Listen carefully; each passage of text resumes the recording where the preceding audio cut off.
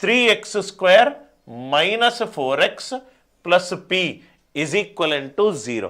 క్వశ్చన్లో ఏమన్నాడు? సమాన మూలాలు అని అన్నాడు. క్వశ్చన్ ఏంటి sir? 3x square minus 4x plus p is equivalent to 0. 3x square minus 4x plus p equivalent to 0. సమాన మూలాలు అని అంటే b square minus 4ac b square minus 4ac equivalent to 0 ఉండాలి.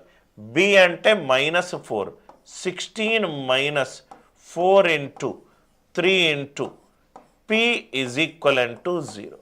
16 is equivalent to 12p. 16 is equivalent to 12p. p is equivalent to 16/12. 4 4 16, 4 3 12. 4 4 16, 4 3 12. Answer ఎంత sir? 4/3. ఈ వర్గ సమీకరణానికి సమాన మూలాలు ఉండాలి అని అంటే ఏ కండిషన్ యూజ్ చేయాలి? b square minus 4ac is equivalent to 0. b value ఏంటి సార్? ఎక్స్కి ముందున్న వాల్యూ. ఏ వాల్యూ ఏంటి సార్? ఎక్స్ స్క్వేర్కి ముందున్న వాల్యూ. సి వాల్యూ ఏంటి సార్? కాన్స్టెంట్. సి వాల్యూ ఏంటి sir? Constant.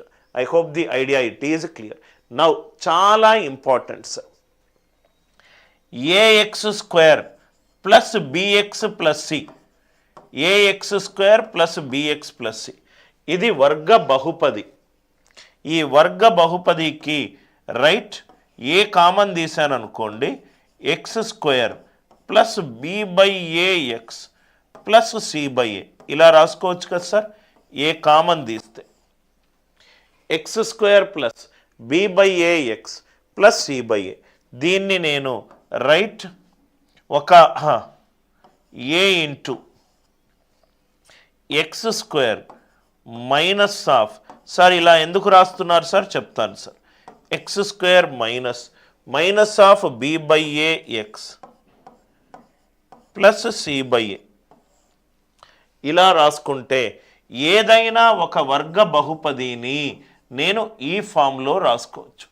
a into X minus alpha X minus beta. చాలా important point sir. ఒక వర్గ బహుపదిని a into X minus alpha X minus beta నేను ఇక్కడ చెప్తాను చూడండి సార్. ఇది చాలా ఇంపార్టెంట్ పాయింట్, దయచేసి నోట్స్లో రాసుకోండి sir. Very important point. A x square plus b x plus C, a x square plus b x plus C దీనికి డిగ్రీ ఎంత ఉంది? 2 ఉంది. A x square plus b x plus సిని A into X minus alpha X minus బీటాగా రాసుకోవచ్చు. X minus alpha X minus beta. అదే degree 3 ఉందనుకోండి, a x cube plus b x square plus c x plus D.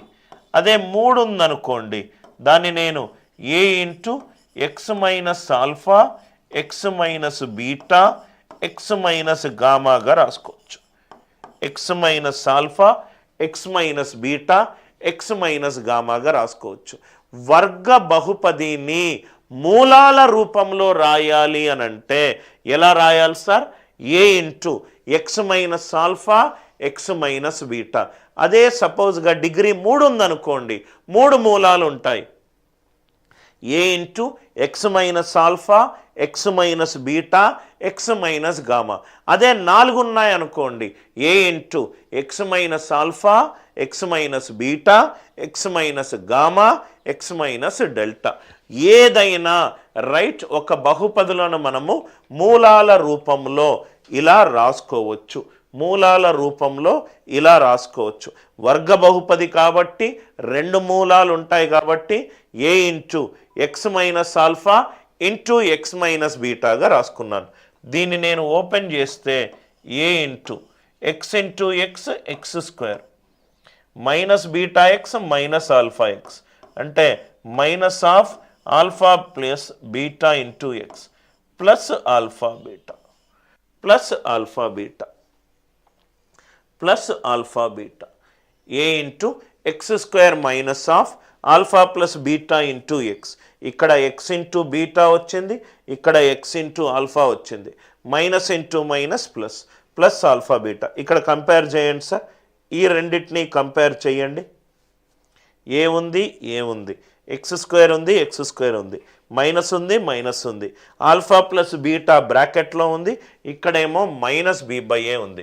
రెండు మూలాల మొత్తము ఒక వర్గ సమీకరణానికి మూలాలు ఇచ్చినప్పుడు మూలాల మొత్తము minus B by A plus plus A ఉంది, alpha beta C by A ఉంది.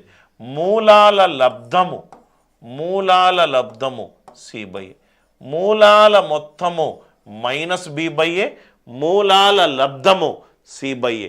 ఒక వర్గ సమీకరణానికి మూలాలు ఆల్ఫా బీటా గనక అవుతే, ఒక వర్గ సమీకరణానికి మూలాలు కనుక ఆల్ఫా బీటా గనక అవుతే మూలాల మొత్తము మైనస్ బి బై ఏ, మూలాల లబ్ధము సి బై ఏ. దీని మీద మనకు చాలాసార్లు ఎగ్జామినేషన్లో క్వశ్చన్లు అడిగాడు. మూలాల మొత్తము మైనస్ బి బై ఏ, మూలాల లబ్ధము సి బై ఏ.